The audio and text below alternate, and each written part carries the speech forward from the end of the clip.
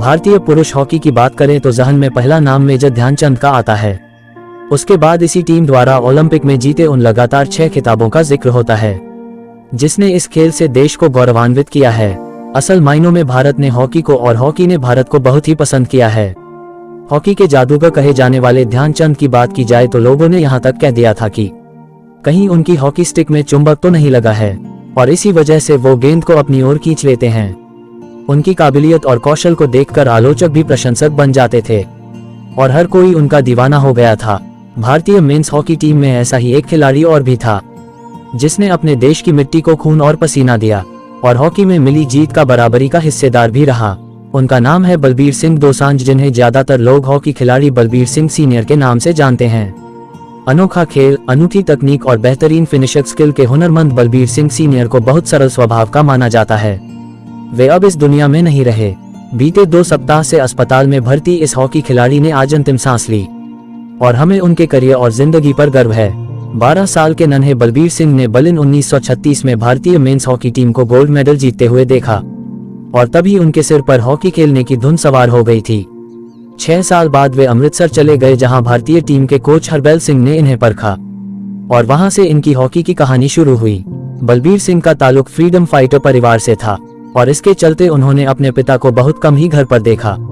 उनके पिता कभी लड़ाई में शामिल होते तो कभी जेल में दिन गुजार रहे होते थे। ये कहना गलत नहीं होगा कि बलबीर सिंह के खून में ही देश की सेवा करना था। 20 साल के बलबीर आंखों में भूख और बाजुओं में कला लेकर आगे बढ़ रहे थे कि पंजाब पुलिस ने उन्हें गिरफ्तार कर लिया।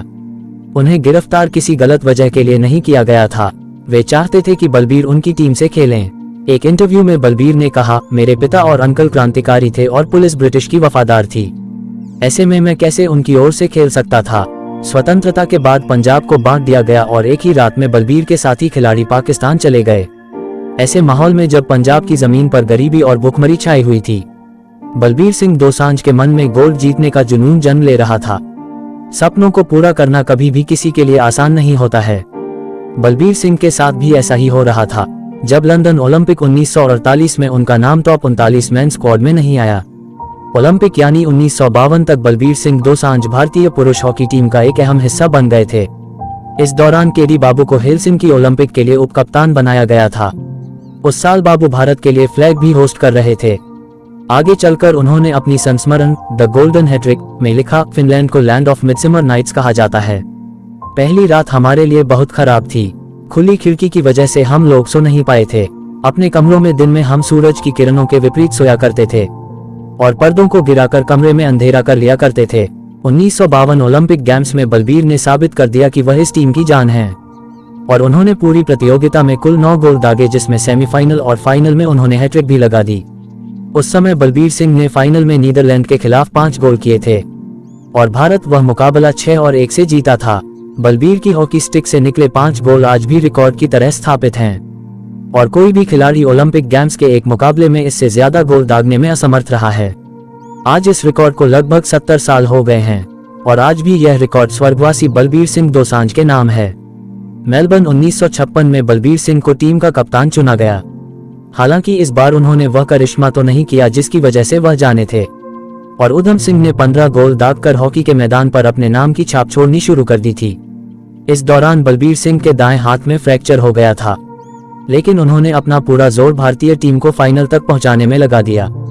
हमेशा की तरह भारतीय वीर जब हॉकी फील्ड पर उतरा तो जीत उनके साथ उतरी और भारत ने अपनी झोली में 6ठा ओलंपिक गोल्ड डाल लिया था। इसके बाद उपलब्धियां नहीं रुकी और बलबीर सिंह दोसांझ पद्मश्री अवार्ड जीतने वाले पहले खिलाड़ी बने। ये खिताब उन्हें सन 1957 में दिया गया था और इसके बाद भी उनकी हॉकी ने कमाल करना नहीं छोड़ा।